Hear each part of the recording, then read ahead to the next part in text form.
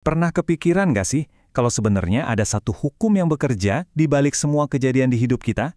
Sebuah aturan main yang nggak pernah salah, nggak pernah libur, dan nggak bisa dinego. Hukum ini bekerja tanpa emosi, tanpa kompromi, dan mengatur segalanya. Ada yang bilang, ini takdir. Mungkin para ilmuwan menyebutnya hukum sebab akibat. Tapi, para bijak besari mengenalnya sebagai sunnatullah. Dan ini bukan sekedar teori di awang-awang loh. Inilah sistem operasi di balik setiap keberhasilan, setiap kegagalan, bahkan setiap doa yang kita panjatkan. Gini deh, bayangin Tuhan itu ngasih kita dua buku panduan.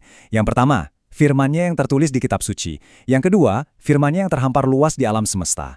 Anehnya, di zaman modern ini, kita malah sebut membangun tembok di antara keduanya. Seolah-olah sains dan iman itu dua hal yang musuhan.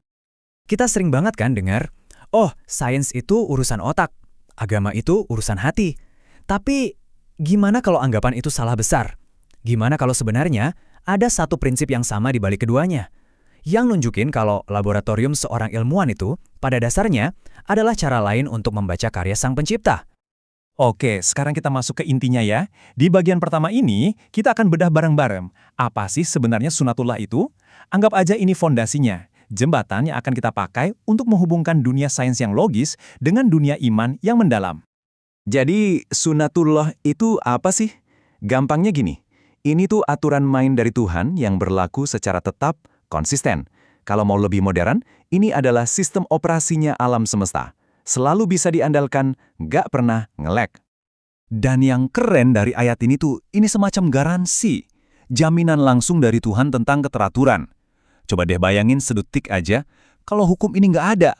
Gravitasi bisa tiba-tiba mati, matahari besok bisa iseng terbit dari barat, kacau balau pasti dunia ini. Hukum inilah yang membuat alam semesta bisa diprediksi. Nggak usah jauh-jauh deh, lihat aja sekeliling kita. Matahari terbit dari timur, nggak pernah nyasar ke barat. Apel kalau jatuh ya ke bawah, bukan ke atas. Air mengalir ke tempat yang lebih rendah. Ini bukan kebetulan, ini sunatullah lagi bekerja setiap detiknya tanpa pernah salah. Nah, ini bagian yang seru banget nih.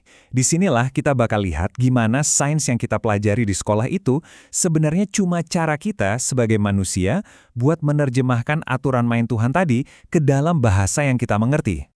Contoh paling gampang ya, hukum petani.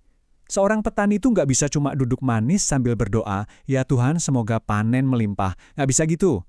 Dia harus ikutin aturannya, ikutin sunatullah. Dia harus tanam benih yang bagus, itu sebab pertama. Dia rawat tanahnya, sebab kedua. Dia kasih air, sebab ketiga. Nah, baru setelah semua sebab itu dipenuhi, dia bisa berharap menuai akibatnya, yaitu panen. Dan disinilah kita sering miss, ya kan? Pengennya sih panen yang bagus, tapi nanam benihnya asal-asalan. Kita pengen sehat, tapi sebab yang kita tanam tiap hari adalah junk food dan rebahan. Kita pengen sukses, tapi sebab yang kita tanam adalah menunda-nunda. Terus kita kaget kalau akibatnya nggak sesuai harapan. Oke, kita udah lihat di alam fisik. Sekarang, gimana kalau hukum ini ternyata juga berlaku di dalam diri kita, di interaksi kita sama orang lain, bahkan di kesehatan mental dan fisik kita? Yuk kita lihat lebih dalam. Coba deh, kamu senyum tulus ke orang, kemungkinan besar dia bakal senyum balik kan? Kebaikan itu nular. Itu bukan sihir atau kebetulan. Itu sunatullah versi sosial yang sedang bekerja. Dan ayat ini, wah ini benar-benar poin kuncinya. Ini tuh kayak hukum bumerang kosmik. Apa yang kamu lempar, itu yang bakal balik ke kamu. Setiap kebaikan atau keburukan yang kita lakukan, pada akhirnya efeknya akan kembali ke diri kita sendiri. Sistem umpan balik yang sempurna. Dan yang lebih keren lagi, hukum ini berlaku sampai ke level sel di tubuh kita. Sains modern sekarang bisa buktikan, pikiran negatif seperti stres dan dendam, itu sebab mental. Beneran jadi racun yang bisa melemahkan imun kita. Itu akibat fisik. Sebaliknya, rasa syukur dan pikiran positif, sebab mental, bisa memicu hormon kebahagiaan dan memperkuat imun. Ini bukan magic, ini sunatullah dalam biokimia tubuh kita. Oke. Mungkin sekarang ada yang mikir, tunggu dulu. Kalau semuanya udah sebab akibat yang pasti, terus gunanya doa apa dong? Di mana peran iman? Pertanyaan bagus. Yuk, kita bahas di mana iman dan tindakan kita bertemu. Ini pertanyaan yang jujur banget dan penting kan? Kalau hukumnya udah saklek begitu, kalau nanam A pasti tumbuhnya A, lalu buat apa kita masih minta-minta lagi lewat doa? Nah, biasanya kita jatuh ke salah satu dari dua lubang ini. Ada yang kerja keras banget sampai lupa berdoa, itu jatuhnya jadi sombong, merasa semuanya hasil kerja sendiri.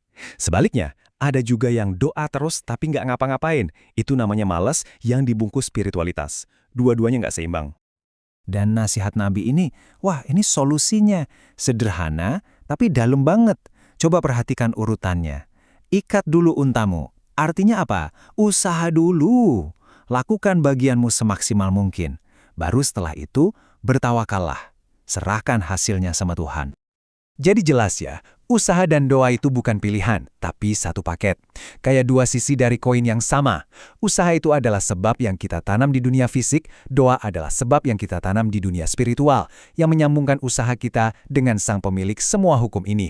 Keduanya harus jalan bareng. Memahami semua ini sebenarnya bukan untuk membatasi kita, tapi justru sebaliknya, ini sangat memberdayakan. Nah, di bagian terakhir ini, kita fokus ke hal yang paling penting. Gimana caranya kita menerapkan prinsip ini secara nyata dalam hidup kita sehari-hari? Jadi, ada 3 kekuatan super yang bisa kita pegang. 1. Kekuatan tanggung jawab penuh. Hidup kita adalah hasil dari perbuatan kita.